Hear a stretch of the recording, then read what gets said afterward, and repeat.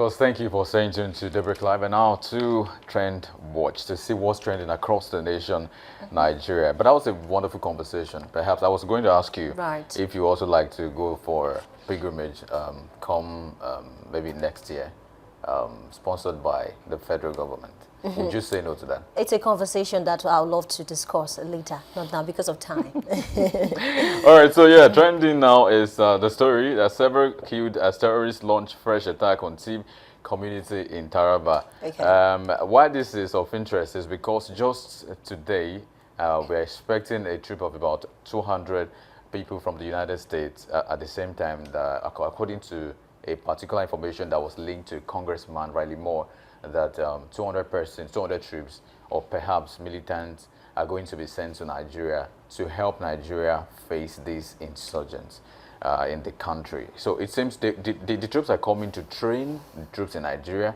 not to join in fighting, but to tell them and train them on how to use some of the weapons and to, manage the situation, especially so it doesn't escalate beyond what is controllable in the country. But this is also the issue. While we have this kind of statement, I mean, almost every day you see something breaking in the news that, yes, another community has been attacked, and some have also, again, because of this, called for community policing. But it's taking like forever to even get to this point of having that as a working document in the country, to have community policing. Because if you say most of these communities, you can tell there are similarities between them. You discover one, it's either the road is bad. Two, it's either there's no network or electricity. Those are remote rural locales that, is accessible for terrorists and bandits to just go there, perpetrate. Sometimes they even travel with these people on foot.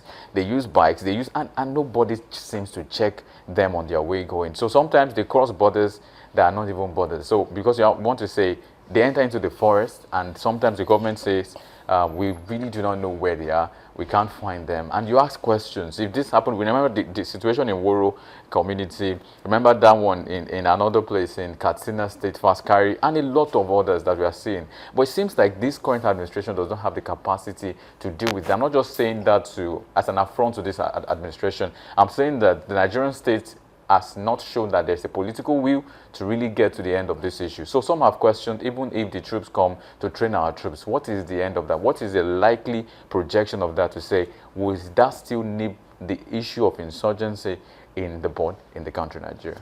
Yeah, it's really a sad situation, and there's one thing I've noticed about these attacks in the last few months is that when they attack a particular community, and then at the end of the day, whether the government, decides to pay ransom or not, they release them.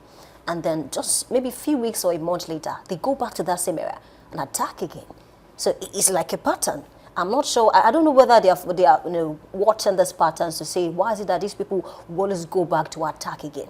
Recently, the First Lady, Madam Oluremi Tinubu, she submitted that, she wants more of what happened last year, December 25, when the United States, they did something in Sokoto, speaking about the ISIS now. She said that, we want more of that so that we can be able to nip this on the board. It's really sad that, despite, the U.S., joining us in this whole fight against terrorism, we are not seeing changes.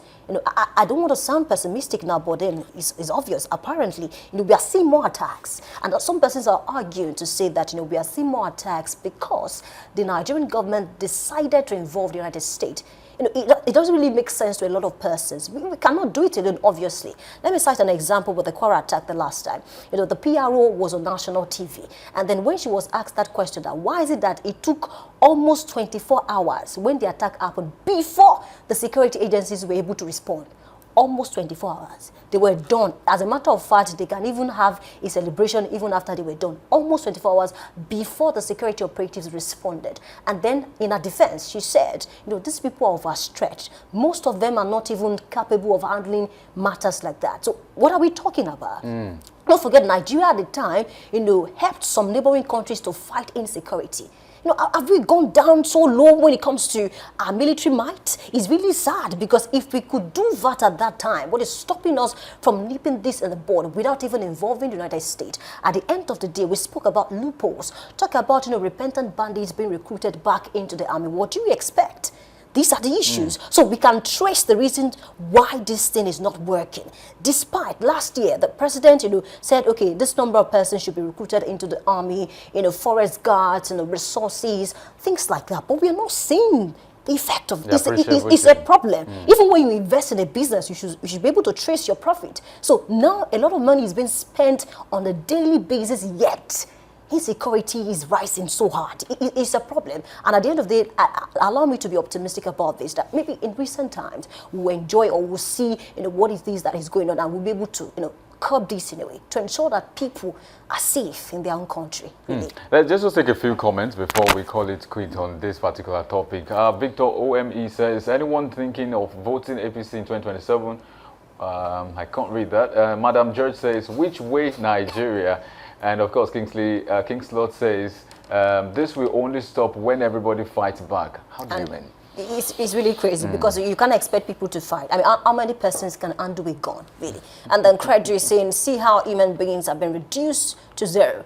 We're still not seeing the danger ahead of this union. Speaking about United States joining, really, it can be a plus, really. I mean, they have more initiative. They have, the equipment. They can train our people over here, and of course, we'll see changes. But it depends on if we are ready to take that, and then if we're able to close those doors that are opened, that is allowing these people to do whatever they want to do, and of course, escape with it. Don't forget, this doctor that was abducted recently, and then those people went to the hospital, and then he was able to identify them. It speaks to the fact that they don't cover their faces. They are so confident that no one will be able to trace them, if at all, even if they trace them. What could really happen at the end of the day? It's really sad. And of course, yes, it is. Sometimes they use TikTok, they dance, they do videos as well, and you see bandits parading money, showing. This is Nigeria that has a security budget.